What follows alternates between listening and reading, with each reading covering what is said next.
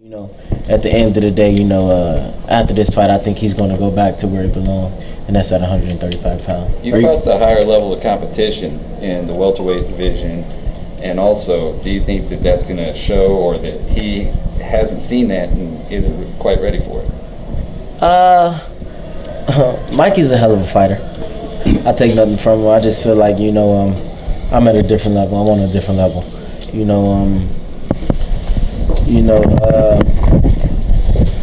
What can I say? He's a 3-time world champion. I'm a 4-time world champion. The best is fighting the best. How do you deal with the distractions? A lot of people are concerned about your safety, the things that are happening in your life. This is a big fight for you. How do you first off, what do you say to those people that are concerned about you, and how do you deal with those distractions and just be focused on Mikey Garcia? It's a difference between being concerned and just being nosy. If you ask me, all y'all just nosy, because after after my tragedy, I don't get calls from none of y'all. So I just say y'all nosy. The ones that's really concerned about me is my mom, my parents, my kids. Those are the people who's concerned about me. But I'm gonna keep answering y'all questions and giving y'all good interviews. Usually you come with your crew. Usually you're deep. Today you just AB. You came in here all alone. Yeah. I actually was gonna come in here with a lot of people, but they all missed their fucking flights. It's cool though. I'll take it out their checks. I'm just joking. You didn't come alone, man. You came in with that chain, man. Tell us a little bit about that chain. This chain. I actually just got this chain. Like, every diamond is a carat. Wow. And chain, yeah.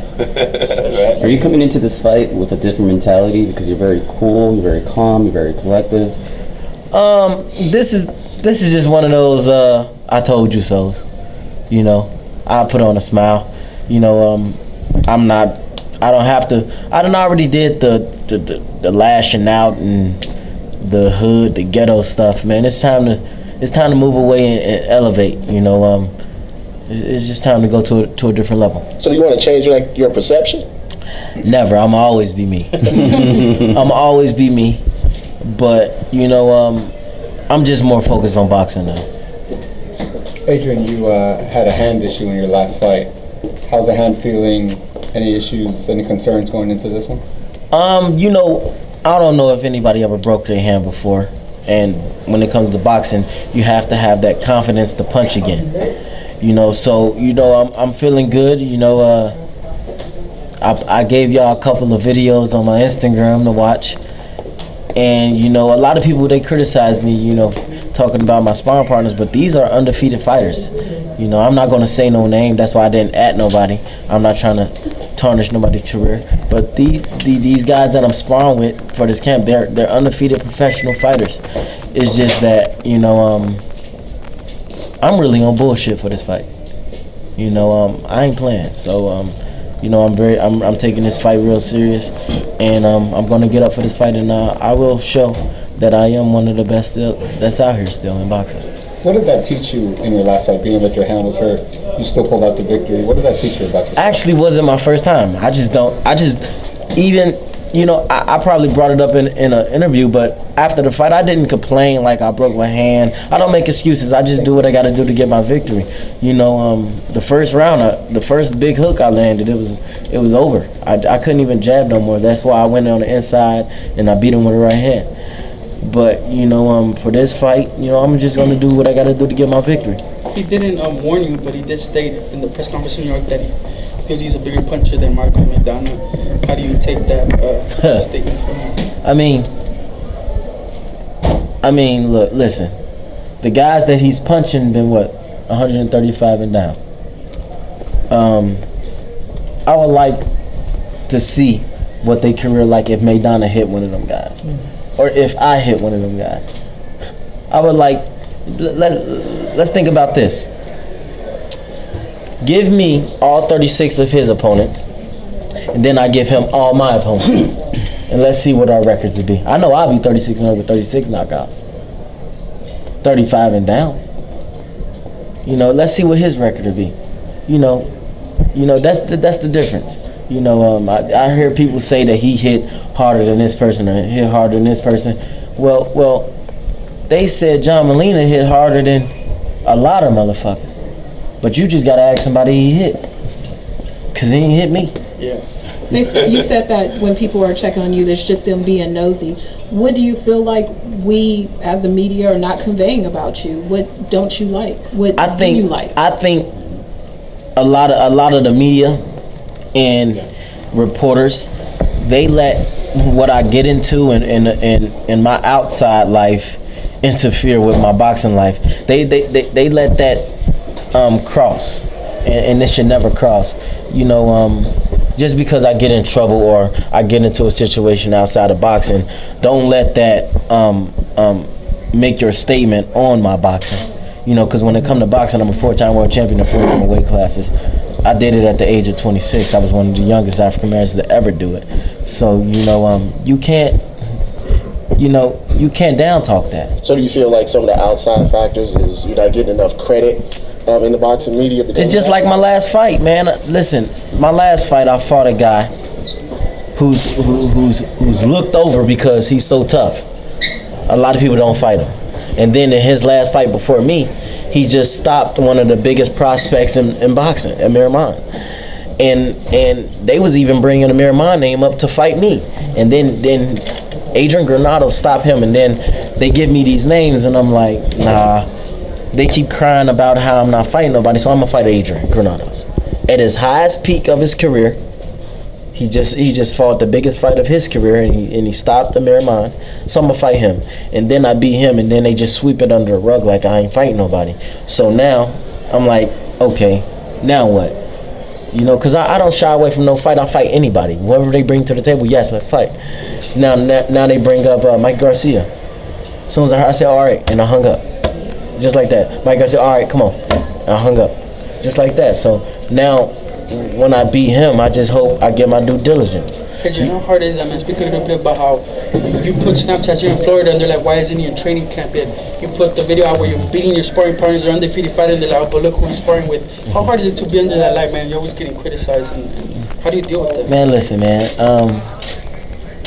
You know, I just feel like critics is like assholes, man. Everybody got one. You know, I really don't. You know, if I wanted to hear an asshole talk, man, I'll fart. Adrien, you're fighting at 140. You had some trouble making 140 in the past. I ain't had no trouble making 140. Let me clear this up for everybody. I ain't had no trouble. It's like this. I'm just smarter than what people think. So if I can go in a fight and they gonna pay me the same. There's no penalty or nothing, and I don't have to make 140. I can go in the fight and fight 43, 44, and they gonna pay me the same amount. Then I'm gonna do that. That's what I'm gonna do. And then when I make the weight, everybody's like, oh, he overweight. Shit, on the paper it said 43, 44. I'm 43, 44. I'm on weight. So when have I missed weight? You know, some people look at it like, you know, if you make an agreement at 140, you should, you know, be at 140. Are you saying that, hey, you gotta, you know, play whatever the rules? Well, listen. Well, if they feel like that, they shouldn't agree to fight then. That's just like, let's say I cheat, and then my girl found out I cheat. And then I'm like, all right, now what you gonna do? You got two things. You can stay or leave. And she decides to stay. You can't bring up me cheating no more. We know you don't cheat. I'm just saying. That's just that was just you know what I'm saying. An analogy. Yeah. There's nothing wrong. So basically, you say there's nothing wrong with taking advantage of a situation if you're allowed to. Man, listen, man. Okay, if that's what it is, that's what it is, man. I gotta do what's best for me, because at the end of the day, when the first and the fifth come and it's time to pay my bills, I can't borrow nothing from y'all. Definitely not me. See, I can't borrow nothing from nobody, so I gotta do what's best for me. Adrien, why do you think you draw this attention where the cameras can't wait to hear you talk and everybody chase you? And I think because I'm very outspoken, you know, and you got guys like me that's a big name in a sport, and then you got other guys that's very quiet, you know, that wanna do what I do. and see what and see me do what I do, and then be like, wow. When they see me in person, they be like, man, I be wanting to say that stuff, but I can't. I'm like, yes, you can. You just gotta talk, man. I just be myself, man. I know it's gonna be people that hate me. I know it's gonna be people that love me. At the end of the day, man, I just try to be the best Adrien Broner I can be. Opening this interview, you talked about how this fight could have happened at 130, 135 or so, and now they're actually looking for it as a bigger payday for them. But man, listen, man. This will be the biggest payday of his career, his biggest fight of his career, and after this, like I said before, he's gonna go back down to 35, and everybody's gonna act like it didn't happen. He's gonna go back to 35. He's still a world champion, so it's really not tarnishing his record. He just been beat by a bigger, better person, better boxer. It is what it is, but I don't care about none of that. I'm about to beat his ass. That's what y'all want. I'm fuck the nigga. I'm fuck him up. That's just what it is. I always enjoyed Brush My Hair Broner, dancing to the. I got curls right now. It's over. I got curls right now, and I don't think I'm cutting it because I like this look. It's a different look for me. Curls with the beard, man. I feel light skinned. In the gym, what do you enjoy the most? Do you enjoy sparring? Do you enjoy bag work, mitt work? I enjoy the smell of the gym. I don't like going in the gym. I don't like going in a clean gym. A gym supposed to stink. I like the smell of a gym. Sweaty, dusty shoes, kids that only got nothing but a dream. The ambition in the gym. Everybody's in a gym. Everybody in the gym, they training for something. They fighting for something. The grind, that's what I love about boxing. And when I go back to Colorado, it gives me all those memories because that's when I first started. When I had nothing, and going back to the gym, and they still got my pictures up there, and it's still the same. I upgraded. I helped upgrade the gym that I trained at, and it's a lovely place, man. I'm back. It's an uncomfortable place because in Colorado Springs you can't do nothing. You wake up and you see dirt and mountains. You got good weather, and all you got to do is box. And I might bowl on the weekend. What's your expert opinion on Mayweather and McGregor?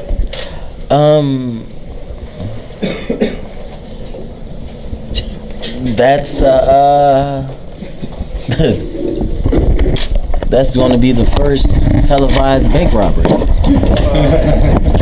The what? The first televised bank robbery, and he's not going to get in trouble for it. What do you tell those people that say he has a chance to beat Mayweather? Well, the same people that say McGregor had a chance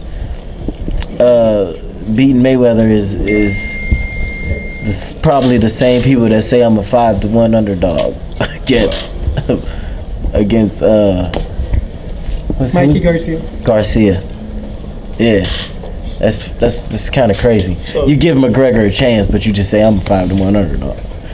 You give someone that's 0-0-0 a chance to beat this man who done beat all these world champions, but I'm a 5-1 underdog. Man. Does that bother you? Huh? Does that bother you? No. That's just motivation. It's just cool. You're so introspective today. How come we don't get to see this Broner more often? Because y'all don't be around me more often. So can we have your phone number so we can call you and get this version of Broner? We like this version of Broner. I mean, this always been me.